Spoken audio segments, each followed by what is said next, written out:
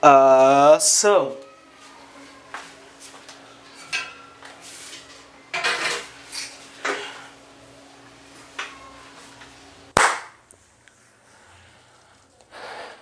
Esse vídeo ele não tem roteiro hoje. Esse vídeo é para falar sobre o meu pai. Um homem íntegro que ia completar 64 anos amanhã, dia 19 de abril de 2021, e que foi uma das milhares de vítimas do Covid no Brasil. Eu queria muito não estar afetado para fazer esse vídeo, mas não tem como não estar afetado, não tem como não estar triste, não tem como não estar com raiva ao gravar esse vídeo, porque eu tenho muitas coisas para falar, mas antes de mais nada, eu queria falar sobre o que o meu pai significava para mim. O Sr. José Luiz Regi foi um homem que veio do Nordeste com o sonho de fazer a vida em São Paulo na década de 70. E ele conheceu a minha mãe, que já tinha uma filha, a Vânia, e ele criou essa filha como se fosse filha dele, porque de fato é. E depois veio a Vanessa e depois eu. E o meu pai era um dos caras, e é um dos caras mais íntegros que eu conheço em toda a minha vida. O meu pai, ele é o pai que me abraçou quando o mundo me batia, porque eu já tive muitas experiências, mas muitas experiências fortes na vida, como violência na primeira infância, que eu sempre falo aqui, mas ninguém ouve porque é um preto gritando e falando. Eu já tive muitas experiências, mas o meu pai e a minha mãe e a minha casa e a minha família era o lugar aonde eu sempre pude voltar e sentir o que era o amor de verdade.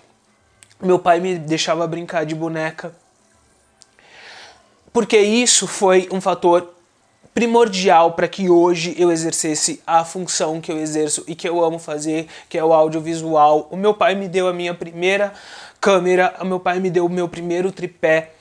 O meu pai era o tipo de cara que ajudava todo mundo, tanto ele quanto a minha mãe. São as pessoas que ajudam quando as pessoas precisam. O meu pai se cuidava. O meu pai ia fazer 64, vai fazer 64 anos amanhã, e ele praticava exercícios, ele tomava vitamina. O meu pai era o cara que tinha orgulho de ter o nome limpo, porque a maior alegria dele era tipo ir numa loja e ter crédito para comprar as coisas. O meu pai era um brasileiro, tipo como todos os brasileiros que a gente conhece, que a maioria são brasileiros do bem. E o meu pai pagava um plano de saúde há 20 anos porque ele morria de medo de não ser bem tratado na velhice dele. E, de repente, em 13 dias, o meu pai contraiu o Covid, porque ele era um desses milhares de milhões de brasileiros que não pararam de trabalhar. E, em 13 dias, eu perdi o meu pai. Em 13 dias, eu perdi o herói da minha vida, o homem que se cuidava. Por quê? Não existe um plano, não existe um plano, não existe um governo que esteja tratando a Covid da forma que ela deve ser tratada. Eu tô com raiva porque as pessoas chegam e me falam, mas Walter, talvez o seu pai tenha cumprido a missão dele, talvez era a hora do seu pai ir, e aí eu sempre me pergunto, talvez seria a hora do meu pai ir, mas tem o livre-arbítrio. Se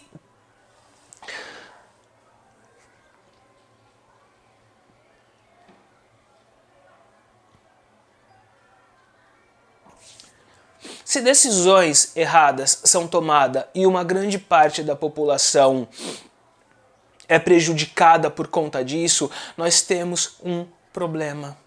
E nós precisamos falar sobre esse problema, porque senão o Brasil não vai parar de ter mortes pro Covid. Nós temos um governo, gente, que infelizmente é um governo negacionista. É um governo cujo a gente tem um presidente que desde o início minimiza, falando que tudo isso é uma gripezinha. É um governo onde se preocupa muito mais com o armamento da população do que com essa pandemia que a gente está vivendo.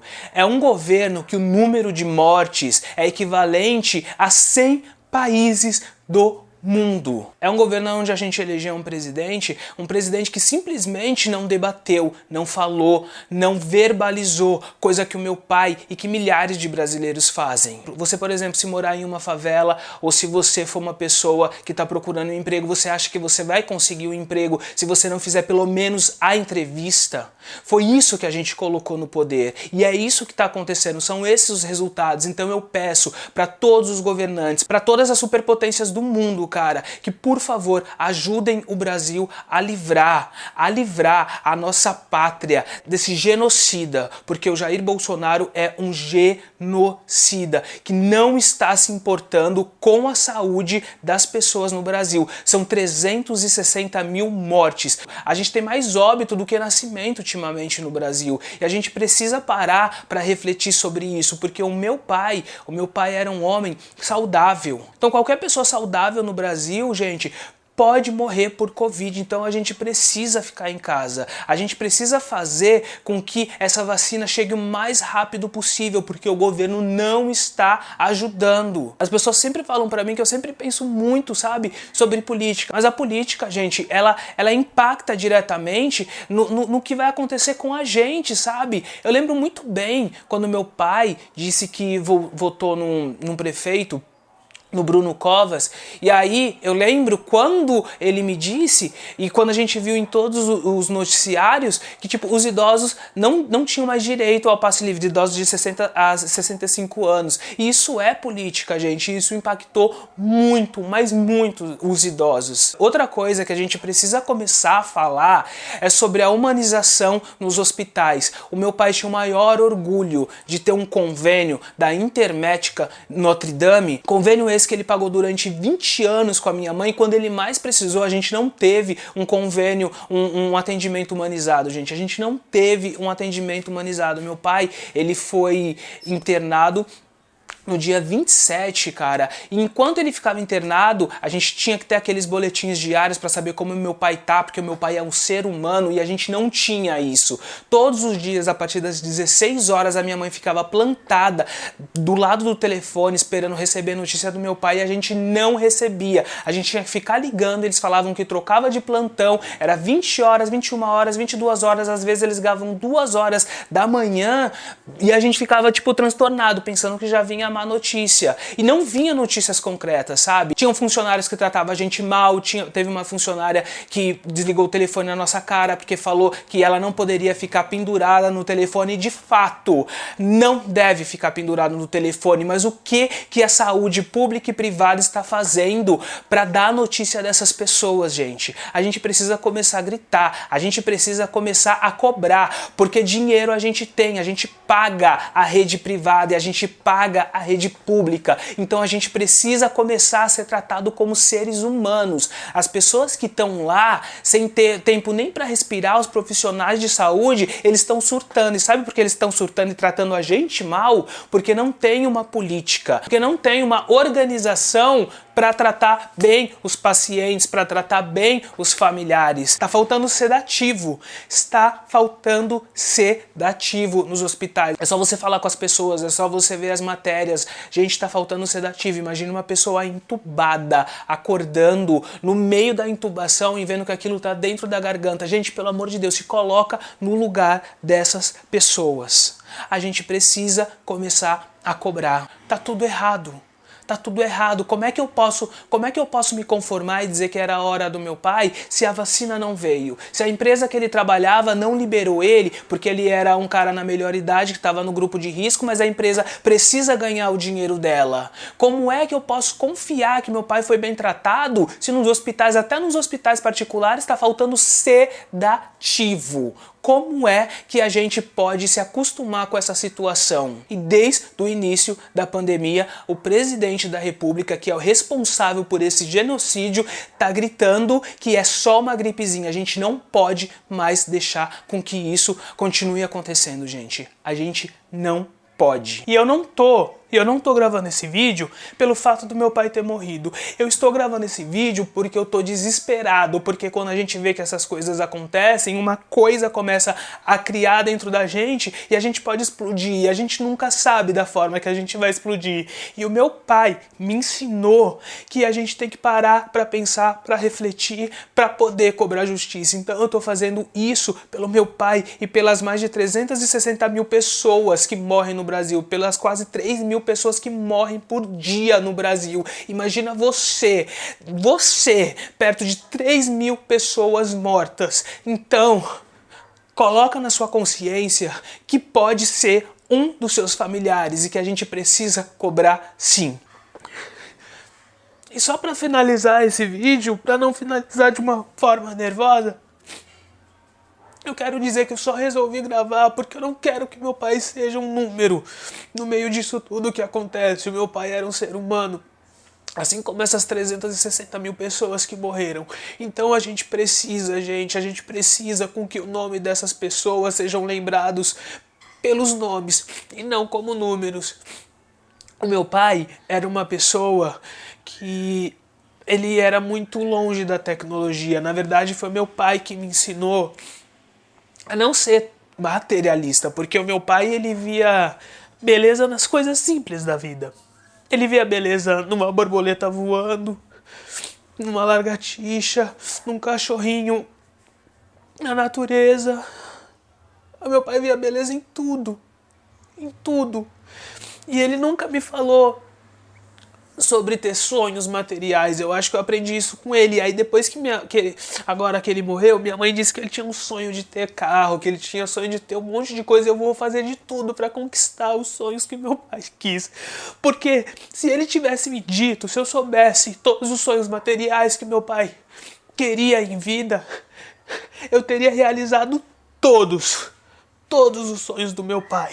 Eu queria estar numa máquina do tempo agora para salvar meu pai, para salvar todas as pessoas no mundo. E ele era muito avesso à tecnologia. E a única mensagem que meu pai me mandou, porque meu pai não me mandava mensagem, foi uma mensagem no meu aniversário, que ele mandou 5h32 da manhã, porque ele estava saindo para trabalhar no dia 11 de fevereiro. E ele me mandou uma mensagem que eu quero dividir com vocês. Negrão, muitos anos de vida, uma boa sorte e muita felicidade, meu filho. Deus te ilumine todos os seus caminhos, tá bom? Fica com Deus, muitos anos de vida, um feliz aniversário, tá? Tô saindo pra trabalhar. Fique com Deus. Boa sorte. Eu queria dizer pro meu pai que, aonde ele estiver, eu vou fazer de tudo para que ele seja lembrado pelo nome dele. E que a partir de hoje, todas as pessoas cobrem o responsável por tudo isso que está acontecendo no Brasil. Eu não estou falando pela pandemia, porque tem muitos países que já estão conseguindo lidar com a pandemia. Eu estou falando sobre a forma como nós estamos sendo tratados no Brasil. E eu queria muito que o presidente da República se retratasse para o Brasil e para o mundo. E que dissesse em alto e bom som que José Luiz Regi foi vítima do genocídio da política brasileira.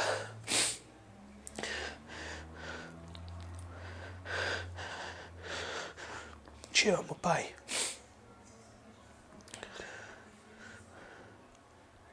E eu te agradeço por tudo, por todos os ensinamentos que o Senhor me deu durante toda a minha vida. Pai, eu vou honrar todos esses ensinamentos, porque o Senhor que me ensinou o que é ser um cara de energia positiva. Então, aonde o Senhor estiver, que o Senhor ilumine todas as pessoas, mas todas as pessoas do mundo, Pai, porque o Senhor é grande. Te amo, viu? Energia positiva sempre. Te amo, pai.